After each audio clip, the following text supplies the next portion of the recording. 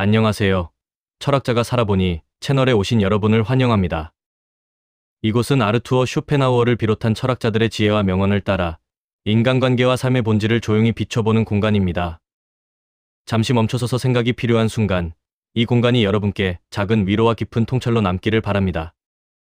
영상을 시작하기에 앞서 구독과 좋아요를 눌러주시면 제가 영상을 제작하는데 정말 큰 힘이 됩니다. 그럼 시작하겠습니다. 사람은 하루에도 수십 번 선택을 합니다. 무엇을 먹을지, 누구에게 연락할지, 어떤 말을 꺼낼지. 그 선택들이 쌓여서 하루가 되고 그 하루들이 쌓여서 삶이 됩니다. 그런데 그 선택들을 가만히 들여다보면 두 가지 종류로 나뉩니다. 내 안에서 나온 선택과 밖에서 들어온 선택입니다. 하고 싶은 일은 내 안에서 나온 것입니다. 반면 해야 할 것 같은 일은 대부분 밖에서 들어온 것입니다. 그리고 우리는 그 두 번째 삶을 살면서도 자신이 선택하고 있다고 착각합니다. 잠깐 생각해 보십시오. 당신이 지금 다니고 있는 직장, 당신이 선택한 것입니까? 아니면 이 정도면 괜찮지 않냐는 주변의 시선이 선택한 것입니까? 당신이 사는 동네, 당신이 입는 옷, 당신이 다음 달에 계획하고 있는 일들. 그것들 중에서 진심으로 당신이 원해서 결정한 것은 과연 몇 가지입니까? 이 질문이 불편하게 느껴진다면 오늘 이 영상은 당신을 위한 것입니다. 오늘은 아르투어 쇼펜하우어의 철학을 통해 우리가 얼마나 깊이 타인의 시선 속에 갇혀 있는지를 이야기하려 합니다. 그리고 그 감옥에서 어떻게 벗어날 수 있는지도 함께 살펴보겠습니다. 이 이야기는 당신을 비판하기 위한 것이 아닙니다. 우리 모두가 거의 예외 없이 겪고 있는 일이기 때문입니다. 아침에 눈을 뜨는 순간부터 우리는 심판을 받고 있습니다. 누가 심판합니까? 아무도 없습니다. 그런데도 우리는 심판받고 있다고 느낍니다. 옷을 고르면서 이거 입으면 어떻게 보일까를 먼저 생각합니다. 밥을 먹으면서도 이걸 올리면 사람들이 어떻게 볼까를 계산합니다. 말을 할 때도, 글을 쓸 때도, 심지어 감정을 느낄 때조차도 우리는 타인의 시선이라는 카메라를 의식합니다. 그런데 그 카메라는 실제로 존재하지 않습니다. 그 카메라는 우리 머릿속에서 우리 스스로 켜놓은 것입니다. 이것이 오늘 이야기의 출발점입니다. 사람들은 흔히 이렇게 말합니다. 남의 눈치 좀 그만 봐. 하지만 그 말이 해결책이 되지 않는 이유는 남의 시선을 신경 쓰는 것이 단순한 습관이 아니기 때문입니다. 그것은 인간의 본성 깊은 곳에 새겨진 생존 메커니즘입니다. 우리는 오랜 시간 동안 집단 안에서만 살아남을 수 있는 존재였습니다. 집단에서 배척당하는 것은 곧 죽음을 의미했습니다. 그래서 우리의 뇌는 타인이 나를 어떻게 보는가를 생존의 문제로 처리하도록 설계되어 있습니다. 사회적 거부를 감지했을 때 활성화되는 뇌 영역은 신체적 고통을 느낄 때 활성화되는 영역과 거의 동일합니다. 이것은 심리학 연구에서 반복적으로 확인된 사실입니다. 즉, 남의 시선이 무섭다고 느끼는 것은 당신이 나약해서가 아닙니다. 당신이 인간이기 때문입니다. 그런데 문제는 지금부터입니다. 그 메커니즘이 원시 시대에는 생존에 도움이 되었지만 지금 우리가 살고 있는 세계에서는 오히려 삶을 망가뜨리고 있다는 것입니다.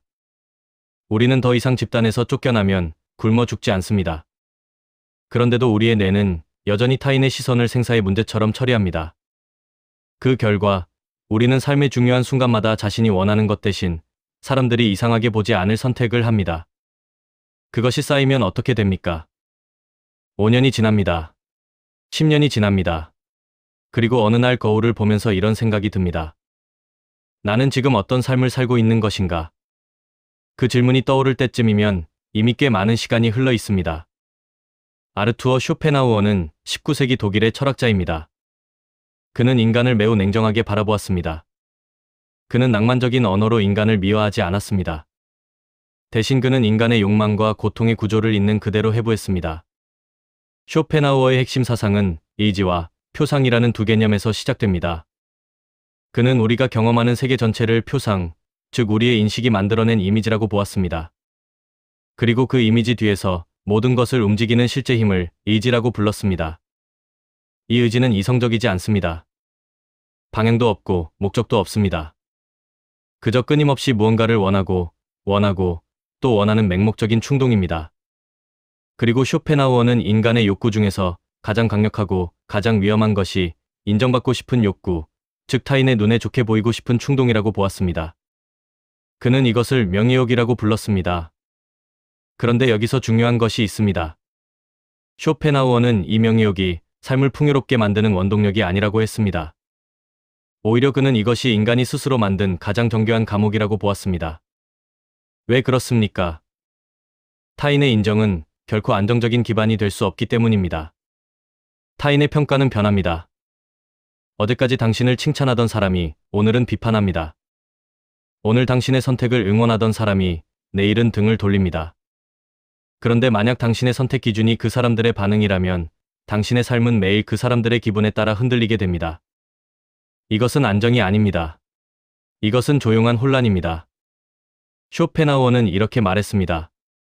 타인의 머릿속에 있는 당신의 이미지를 위해 현실의 당신을 희생시키는 것은 가장 어리석은 종류의 교환이라고 말입니다. 그 이미지는 실제가 아닙니다. 그것은 타인의 편견, 기분, 자신의 불안이 뒤섞여 만들어진 허상입니다. 그런데 우리는 그 허상을 위해 진짜 삶을 희생합니다. 매일, 조금씩, 아무도 모르게.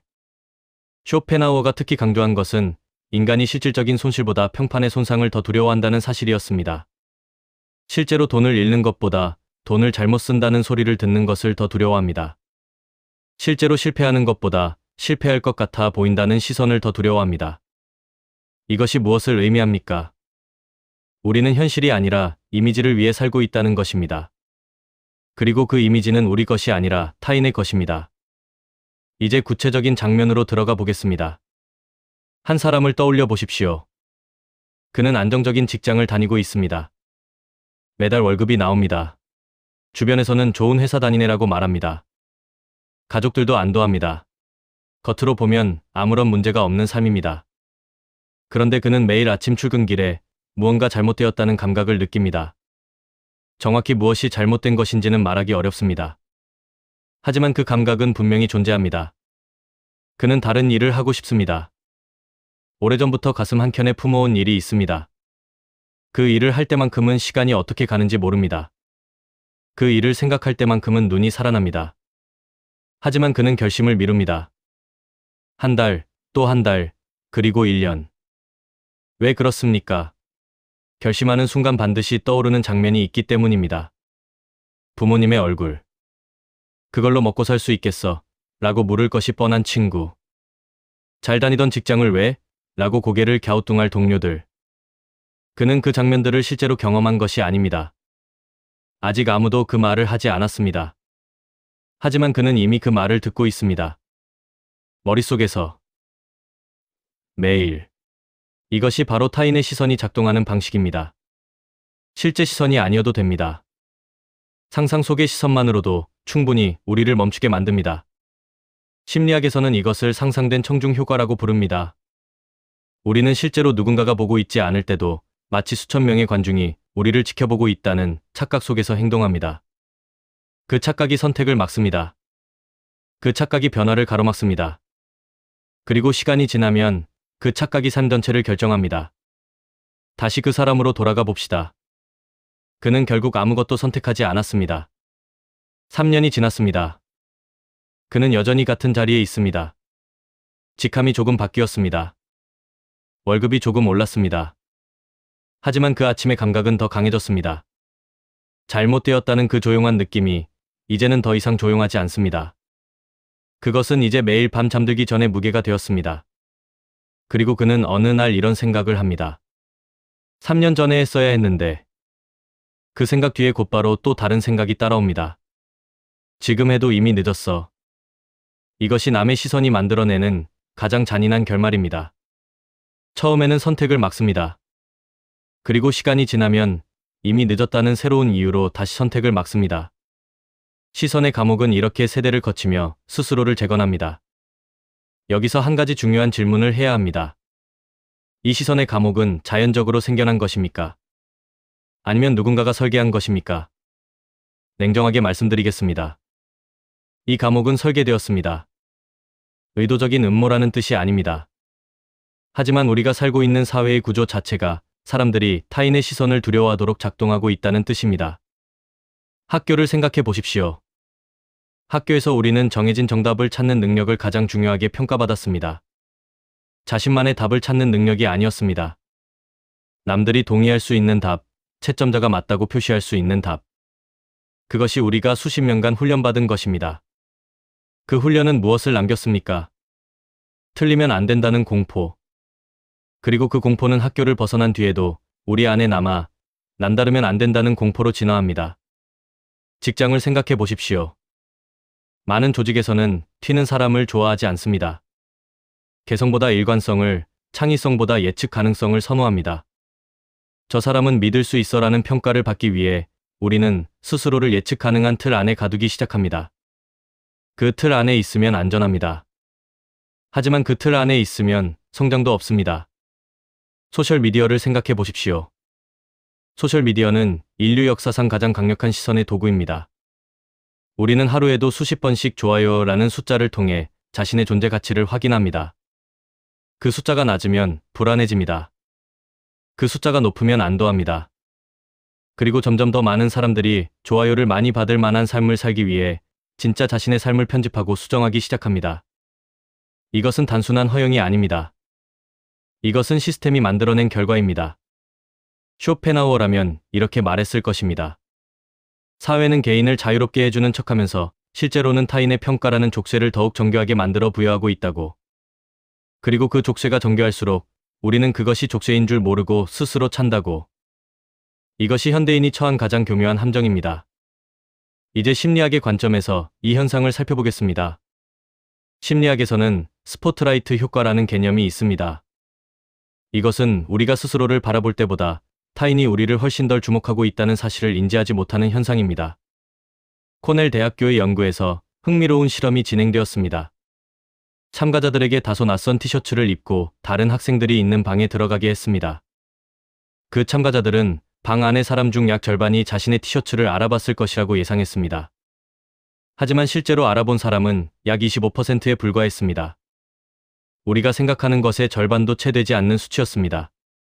사람들은 우리를 우리가 생각하는 만큼 주목하지 않습니다. 우리가 실수를 해도, 우리가 남다른 선택을 해도, 우리가 기존과 다른 길을 걸어도 대부분의 사람들은 금방 자신의 일상으로 돌아갑니다. 왜냐하면 그들도 자신의 스포트라이트 아래서 바쁘게 살고 있기 때문입니다. 또 다른 중요한 개념은 사회 비교 이론입니다. 심리학자 레온 페스팅거가 제안한 이 이론에 따르면 인간은 자신의 의견과 능력을 타인과 비교함으로써 평가하는 경향이 있습니다. 이것 자체는 자연스러운 본능입니다. 하지만 문제는 비교 대상이 점점 더 비현실적으로 변하고 있다는 것입니다. 소셜미디어 시대에 우리가 비교하는 대상은 더 이상 주변의 친구나 동료가 아닙니다. 전 세계 수백만 명 중에서 가장 성공한 사람, 가장 아름다운 사람, 가장 행복해 보이는 사람입니다. 그것도 그 사람들이 가장 잘 편집한 순간만을 모아서 비교합니다. 그러니 비교할수록 자신이 초라해지는 것은 당연한 결과입니다. 그리고 그 초라한 감각이 더욱 깊이 타인의 시선에 의존하게 만듭니다. 저 사람처럼 보이려면 어떻게 해야 하지? 사람들이 나를 저 사람처럼 봐주려면 뭘 바꿔야 하지? 이 질문들이 마음을 채우기 시작하면 정작 중요한 질문인 나는 무엇을 원하는가는 점점 작아집니다. 결국 아무도 묻지 않는 시간이 길어집니다. 그리고 그 질문을 잇는 것이 익숙해집니다. 이번에는 조금 불편한 이야기를 해보겠습니다. 우리가 타인의 시선에 갇히는 것은 단순히 우리 스스로의 불안 때문만이 아닙니다. 주변 사람들도 그 과정에 적극적으로 참여합니다. 물론 그들의 의도는 대부분 선합니다. 당신을 걱정하기 때문에 말합니다. 당신이 실수하지 않길 바라기 때문에 말합니다. 하지만 그들이 하는 말의 상당 부분은 사실 당신의 삶을 위한 것이 아닙니다. 그들 자신의 불안을 진정시키기 위한 것입니다. 한 가지 예를 들어보겠습니다. 당신이 직장을 그만두고 새로운 일을 시작하겠다고 말했다고 합시다. 그때 주변에서 가장 먼저 나오는 반응은 무엇입니까? 잘 생각한 거야? 쉽지 않을 텐데. 지금 경기가 안 좋잖아. 좀 더 기다려보는 게 낫지 않아? 그 일이 정말 돈이 되겠어? 이 말들이 왜 나옵니까? 그 사람들이 당신의 능력을 낮게 평가해서가 아닙니다. 그들은 변화가 두렵습니다. 당신이 변화를 선택하면 자신의 선택하지 않음이 더 선명하게 보이기 때문입니다. 당신이 과감하게 나아가면 자신의 멈춤이 더 분명해지기 때문입니다. 그래서 그들은 당신을 멈추게 하고 싶어 합니다. 의식적으로 그런 것이 아닙니다. 하지만 그것이 그들의 말이 가진 실질적인 효과입니다. 쇼펜하우어는 이것을 예리하게 보았습니다. 그는 인간이 타인의 행복을 진심으로 바라는 것은 극히 드문 일이라고 했습니다. 대부분의 경우 우리는 타인이 우리보다 지나치게 행복하거나 자유롭거나 성공적이면 불편함을 느낍니다. 그래서 그 불편함을 조언이라는 형태로 포장하여 전달합니다. 너를 위해서 하는 말이야. 그 문장을 들을 때 한 번쯤은 생각해 보시기 바랍니다. 과연 정말로 나를 위한 말인지, 아니면 그 말을 하는 사람이 편안해지기 위한 말인지. 물론 모든 조언이 그런 것은 아닙니다. 진심 어린 우려에서 나오는 말도 있습니다. 하지만 그것을 구별하는 능력, 그것이 바로 타인의 시선에서 자유로워지는 첫 번째 능력입니다. 조언을 듣되 그 조언이 나를 위한 것인지 아닌지를 판단하는 것은 결국 내가 해야 합니다. 그 판단을 타인에게 맡기는 순간 나는 이미 시선의 감옥 안으로 걸어 들어간 것입니다. 이제 중요한 이야기를 해야 합니다. 남의 시선에 갇혀 선택을 피하는 것이 어떤 결말을 만들어내는지에 대한 이야기입니다. 많은 분들이 이렇게 생각합니다. 선택하지 않으면 최소한 실패는 하지 않는다. 하지만 이것은 착각입니다. 선택하지 않는 것도 하나의 선택입니다. 그리고 그 선택에는 분명한 대가가 따릅니다. 첫 번째 결말은 무감각입니다. 선택하지 않는 시간이 쌓이면 인간은 자신이 무엇을 원하는지 점점 느끼지 못하게 됩니다. 이것은 비유가 아닙니다. 실제로 일어나는 일입니다. 인간의 욕구는 억압되면 사라지지 않습니다. 하지만 계속 무시당하면 표면에 올라오는 힘을 잃어버립니다. 그래서 어느 날 당신은 무엇을 하고 싶습니까? 라는 질문을 받았을 때 진심으로 아무것도 떠오르지 않는 상태가 됩니다. 하고 싶은 것이 없는 것이 아닙니다. 있는데 느끼지 못하는 것입니다. 이것이 얼마나 무서운 상태인지 생각해 보시기 바랍니다. 두 번째 결말은 외부화된 불행입니다. 자신의 선택으로 살지 않는 사람은 자신의 불행에 대한 책임을 외부로 돌리게 됩니다. 사회 탓, 경제 탓, 부모 탓, 운 탓. 그것들이 실제로 영향을 미치지 않는다는 것이 아닙니다. 하지만 자신의 선택을 주체적으로 내려본 경험이 없는 사람은 자신에게 어떤 힘이 있는지를 느끼지 못합니다. 그래서 변화가 필요할 때도 스스로 만들어낼 수 있다는 확신을 갖지 못합니다. 그 결과 조건이 바뀌기를 기다리면서 수동적으로 살게 됩니다. 세 번째 결말은 후회의 누적입니다. 브로니 웨어라는 호스피스 간호사가 임종을 앞둔 수백 명의 환자들과 나눈 대화를 기록한 책이 있습니다. 그 책에서 환자들이 가장 많이 표현한 후회 중 하나는 이것이었습니다. 내 삶이 아니라 다른 사람들이 기대하는 삶을 살았습니다. 이것은 죽음을 앞에 두었을 때 드는 감각입니다. 평소에는 바쁘고 피곤해서 이 감각이 마비되어 있습니다. 하지만 그 마비가 풀리는 순간 가장 먼저 떠오르는 것이 바로 이 후회라는 것입니다. 쇼펜하우어는 인간의 삶이 근본적으로 고통을 피할 수 없다고 했습니다. 하지만 그는 또한 이렇게 말했습니다. 스스로 선택한 고통과 아무것도 선택하지 않아서 받는 고통은 완전히 다른 종류의 것이하고, 스스로 선택한 고통은 의미를 가질 수 있습니다. 하지만 선택하지 않아서 받는 고통은 그 어떤 의미도 갖지 못한 채 그냥 쌓입니다. 이것이 가장 깊은 종류의 고통입니다. 이제 반대편을 살펴볼 차례입니다. 남의 시선으로부터 자유로운 삶을 살고 있는 사람들은 어떤 공통점을 가지고 있습니까? 첫 번째 공통점은 그들이 남다름에 대한 불안을 없앤 것이 아니라 그 불안과 함께 선택한다는 것입니다. 많은 분들이 오해하십니다. 타인의 시선에서 자유로운 사람들은 남의 눈을 전혀 신경 쓰지 않는 사람들이라고 생각합니다. 하지만 그것은 사실이 아닙니다. 그들도 불안을 느낍니다. 그들도 사람들이 어떻게 볼까를 생각합니다. 다만 그 불안이 선택을 막지 않도록 하는 능력이 있을 뿐입니다. 불안을 느끼면서도 걷는 것, 그것이 용기입니다. 불안이 사라진 뒤에 걷는 것은 용기가 아닙니다. 왜냐하면 불안은 절대로 먼저 사라지지 않기 때문입니다.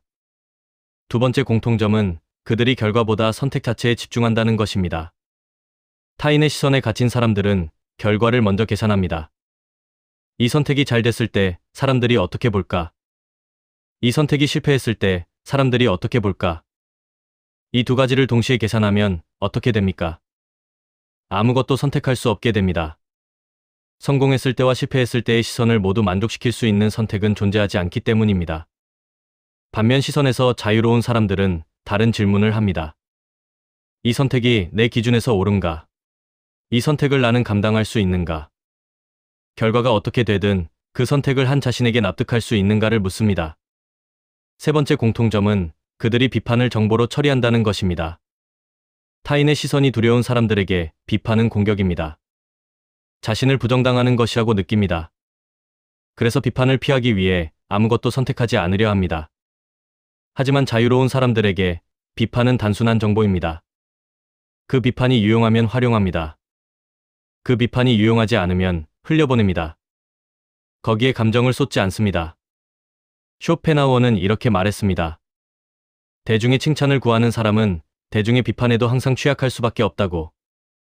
반대로 대중의 평가와 무관하게 자신의 기준으로 움직이는 사람은 비판에도 칭찬에도 쉽게 흔들리지 않는다고. 흔들리지 않는 것이 목표가 아닙니다. 자신의 중심을 아는 것이 목표입니다. 그 중심을 알면 흔들려도 돌아올 곳이 있습니다. 쇼펜하우어는 흔히 염세주의 철학자로 불립니다. 그의 철학이 인간의 욕망을 부정적으로 바라본다는 인상 때문입니다. 하지만 그의 사상을 좀 더 깊이 들여다보면 다른 메시지가 보입니다. 그는 인간의 의지 자체를 악하다고 보지 않았습니다. 그는 맹목적인 의지, 즉 방향 없이 외부에 끌려다니는 의지가 고통을 만든다고 보았습니다. 그리고 그 해법으로 그는 의지의 부정을 이야기했습니다. 하지만 이것은 욕망을 완전히 끊으라는 말이 아닙니다. 이것은 타인의 시선에 의해 조종되는 맹목적 욕망을 부정하고 진정한 자기 의지를 찾으라는 말입니다. 쇼펜하우어가 높이 평가한 삶의 방식이 있습니다. 예술에 몰두하는 삶, 철학적 사유를 통해 자신을 바라보는 삶, 타인의 고통에 공감하며 욕심을 줄이는 삶. 이 세 가지는 모두 공통점이 있습니다. 외부의 평가와 상관없이 자신의 내면에 집중한다는 것입니다. 이것이 쇼펜하우어가 말하는 진정한 자유의 모습입니다. 지금 이 시대에 이것을 어떻게 적용할 수 있습니까? 예술가가 되어야 한다는 뜻이 아닙니다. 철학자가 되어야 한다는 뜻도 아닙니다. 핵심은 이것입니다. 당신이 어떤 삶을 선택할 때 그 기준이 내부에서 나오는가, 아니면 외부에서 들어오는가? 이 한 가지 질문을 삶 곳곳에서 의식적으로 던지는 것. 그것이 쇼펜하우어적 의미에서의 진정한 선택입니다. 쇼펜하우어는 고독을 매우 중요하게 여겼습니다. 그는 혼자 있는 시간이 있어야만 타인의 시선에서 벗어나 자신의 목소리를 들을 수 있다고 했습니다. 군중 속에 있으면 우리는 자신의 생각인 줄 알면서 사실은 군중의 생각을 받아들이고 있습니다. 그래서 그는 이렇게 말했습니다. 고독을 견디는 능력과 자기 자신을 아는 능력은 같은 뿌리에서 자란다고. 이것은 인간 관계를 끊으라는 말이 아닙니다. 하루 중 어느 순간만큼은 타인의 소음이 아닌 자신의 내면과 마주하라는 말입니다. 그 시간 속에서 우리는 비로소 나는 진짜로 무엇을 원하는가라는 질문을 제대로 들을 수 있습니다. 이론은 충분합니다. 이제 실질적인 이야기를 해보겠습니다. 타인의 시선에서 벗어나는 것은 하루아침에 되지 않습니다. 하지만 구체적인 방향은 있습니다. 첫 번째는 최악의 경우 시뮬레이션입니다. 우리가 남의 시선을 두려워하는 이유는 그 결과를 막연하게 상상하기 때문입니다. 막연한 두려움은 구체적인 두려움보다 훨씬 강력합니다. 그래서 가장 먼저 해야 할 것은 그 두려움을 구체화하는 것입니다. 내가 이 선택을 했을 때 최악의 경우는 무엇인가? 끝까지 생각해 보십시오. 구체적으로, 현실적으로. 사람들이 나를 이상하게 볼 것이다. 그래서 어떻게 됩니까? 나를 피할 수도 있다. 그러면 어떻게 됩니까? 관계가 끊어질 수 있다. 그 관계가 진짜 관계였습니까? 나의 선택에 따라 달라지는 관계가 진정한 관계입니까? 이 질문들을 끝까지 따라가다 보면 대부분의 경우의 최악의 결과는 우리가 막연히 두려워하던 것보다 훨씬 감당 가능하다는 것을 알게 됩니다. 두 번째는 작은 선택부터 훈련하는 것입니다. 타인의 시선에 갇혀있던 시간이 길수록 갑자기 큰 선택을 하는 것은 무리입니다. 대신 일상의 작은 선택들부터 시작하십시오. 식당에서 메뉴를 고를 때 주변이 시키는 것이 아니라 내가 먹고 싶은 것을 고르십시오. 대화를 할 때 상대방이 듣고 싶어 할 말 대신 내가 진짜 생각하는 것을 말해 보십시오. 옷을 살 때 트렌드가 아니라 내가 입고 싶은 것을 고르십시오. 이런 작은 선택들이 쌓이면 점점 자신의 기준으로 결정하는 근육이 생깁니다. 그리고 그 근육이 생기면 나중에 큰 선택이 앞에 놓였을 때 그 힘을 사용할 수 있게 됩니다. 세 번째는 내 삶의 청중을 바꾸는 것입니다. 우리는 무의식적으로 어떤 청중을 상상하면서 삶을 삽니다. 어떤 사람은 부모님을 청중으로 삼습니다. 어떤 사람은 직장 동료들을 청중으로 삼습니다. 어떤 사람은 소셜미디어 팔로워들을 청중으로 삼습니다. 그 청중이 누구냐에 따라 우리가 중요하게 생각하는 것이 달라집니다. 그렇다면 청중을 바꾸면 어떻게 됩니까? 10년 뒤에 나를 청중으로 삼아 보십시오. 10년 뒤에 내가 지금의 선택을 보면서 어떤 반응을 보일까를 기준으로 삼아 보십시오. 잘했어. 그때 그 선택이 맞았어. 아니면 그때 왜 그 선택을 못했을까? 이 두 가지 반응 중 어느 쪽을 원하는지를 기준으로 지금을 결정하는 것. 그것이 청중을 바꾸는 것의 핵심입니다. 이 지점에서 한 가지 솔직한 이야기를 드려야 할 것 같습니다. 타인의 시선을 완전히 무시하고 사는 것이 가능합니까? 그리고 그것이 바람직합니까? 이 두 가지 질문에 대한 답은 모두 아니오입니다. 우리는 사회적 존재입니다. 타인과 관계를 맺고 살아가는 존재입니다. 그 관계 안에서 어느 정도의 타인 의식은 자연스럽습니다. 상대방의 감정을 고려하고 관계를 유지하기 위해 일정 부분 조율하는 것은 사회적 성숙의 표현입니다. 문제는 그 조율이 삶 전체를 지배할 때입니다. 완전히 혼자 있는 것도 문제이고 완전히 타인에게 녹아드는 것도 문제입니다. 적절한 거리가 필요합니다. 그리고 그 거리의 기준은 무엇입니까? 바로 자신의 내면입니다. 내가 이 관계 안에서 온기를 받고 있는가? 아니면 단지 가시에 찔리지 않기 위해 웅크리고 있는가? 온기를 받고 있다면 그 거리는 적절합니다. 하지만 웅크리기만 하고 있다면 그 거리는 다시 조정해야 합니다. 타인의 시선을 의식하되 그것이 내 삶의 핸들을 잡지 않도록 하는 것. 그것이 이 장에서 드리고 싶은 메시지입니다. 시선을 완전히 차단하는 것이 아니라 시선이 들어오는 문을 내가 통제하는 것입니다. 이번에는 반대로 자신의 기준으로 선택하며 사는 삶이 무엇을 만들어내는지 이야기해 보겠습니다. 첫 번째로 생기는 것은 책임감입니다. 이 책임감은 부담이 아닙니다. 이것은 자신이 자신의 삶의 주인이라는 감각입니다. 내가 선택했기 때문에 나는 이 결과를 감당할 수 있다는 것을 압니다. 결과가 좋으면 그 기쁨은 온전히 내 것입니다. 결과가 나쁘더라도 나는 그 과정에서 무언가를 배웠다는 것을 압니다. 이것이 스스로 선택하는 사람만이 가질 수 있는 내적 강도입니다. 두 번째로 생기는 것은 자기 신뢰입니다. 처음에는 자신의 기준으로 선택하는 것이 불안합니다. 내 기준이 맞는 것인가를 의심합니다. 하지만 그 선택을 반복할수록 자신이 어떤 것을 중요하게 여기는지가 점점 명확해집니다. 그리고 그 명확함이 쌓이면 자신을 신뢰하게 됩니다. 자기 신뢰는 자존감과는 다릅니다. 자존감은 나는 괜찮은 사람이다라는 감각입니다. 자기 신뢰는 나는 내가 선택한 것을 감당할 수 있다는 확신입니다. 이 확신이 있는 사람은 결과가 불확실한 상황에서도 움직일 수 있습니다. 세 번째로 생기는 것은 진짜 관계입니다. 자신의 모습을 있는 그대로 드러내는 사람 곁에는 그 모습을 있는 그대로 받아들이는 사람들이 남습니다. 반면 타인의 시선에 맞게 자신을 계속 편집하는 사람 곁에는 그 편집된 이미지를 좋아하는 사람들이 남습니다. 그것은 진짜 관계가 아닙니다. 편집된 나를 좋아하는 사람들과의 관계는 내가 편집을 멈추는 순간 흔들리기 시작합니다. 하지만 진짜 나를 받아들이는 사람들과의 관계는 내가 변해도 함께 변하며 지속됩니다. 쇼펜하우어는 진정한 우정이 극히 드문 것이라고 했습니다. 하지만 그 드문 우정은 서로 가면을 벗은 상태에서 시작된다고도 했습니다. 자신의 기준으로 사는 삶은 그 드문 우정을 만날 수 있는 조건을 만듭니다. 이 이야기가 여기까지 왔습니다. 이제 다시 처음의 질문으로 돌아가겠습니다. 당신은 지금 누구의 기준으로 살고 있습니까? 이 질문에 바로 답이 나온다면 그 답이 어느 쪽이든 그것 자체는 의미 있는 일입니다. 자신의 삶의 기준을 의식하고 있다는 뜻이기 때문입니다. 하지만 이 질문이 불편하게 느껴진다면 혹은 답이 잘 떠오르지 않는다면 그것이 지금 가장 중요한 신호입니다. 그 불편함이 무엇을 말하고 있는지 들어야 합니다. 그 신호를 외면하면 1년 뒤에도 같은 자리에 있을 것입니다. 5년 뒤에도, 10년 뒤에도. 쇼펜하우어는 현재를 매우 중요하게 생각했습니다.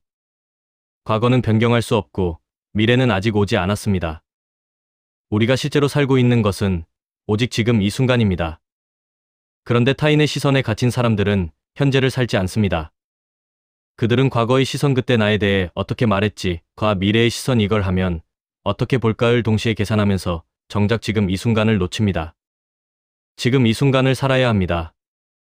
지금 이 순간에 나는 무엇을 원합니까? 지금 이 순간에 나는 어떤 방향으로 나아가고 싶습니까? 그 질문에 대한 답이 당신의 기준입니다. 그 기준은 완벽하지 않아도 됩니다. 틀려도 됩니다. 나중에 바꿔도 됩니다. 중요한 것은 그 기준이 당신 안에서 나왔는가 하는 것입니다. 외부에서 들어온 기준은 아무리 옳아 보여도 당신이 그것을 살아낼 힘을 주지 않습니다. 하지만 내부에서 나온 기준은 아무리 작아도 당신이 걸어갈 힘을 만들어냅니다. 오늘 이 영상에서 드린 이야기를 한 문장으로 정리한다면 이것입니다. 당신의 삶은 당신이 살아야 하고 당신의 선택은 당신이 책임집니다. 이것은 너무도 당연한 말처럼 들립니다. 하지만 실제로 이 문장대로 살고 있는 사람은 생각보다 많지 않습니다. 왜냐하면 선택의 책임을 지는 것은 두렵기 때문입니다. 그리고 그 두려움을 피하는 가장 쉬운 방법이 타인의 기준에 맞게 살면서 책임을 나눠 갖는 것이기 때문입니다. 내가 선택한 게 아니라 다들 이렇게 하니까 한 거야. 이 말은 결과가 나빴을 때 자신을 보호해주는 것처럼 느껴집니다. 하지만 실제로는 아무것도 보호해주지 않습니다. 당신이 느끼는 공허함은 당신이 책임졌느냐 아니냐와 상관없이 정직하게 남습니다.